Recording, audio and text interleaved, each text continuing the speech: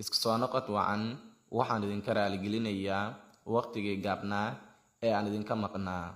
Okay, cashirkeena maanta wuxuu ku saabsan yahay dialogue wada sheekaysi. waxaa halkan ku sheekaysanaya wiil iyo gabar.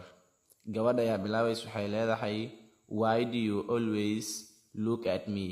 had iyo jeer maxaad ii soo fiirisaa badly, weliba si xun aad igu soo fiirisaa whenever markasta I pass here aan halkan maro. Boy, wiilku wuxuu leeyahay, because maxaa yeelay you seem to me waxaad ila muuqataa aniga a mercy door, albaab naxariis ah, that Allah has opened for me, kaasoo aniga Ilaahay ii furay.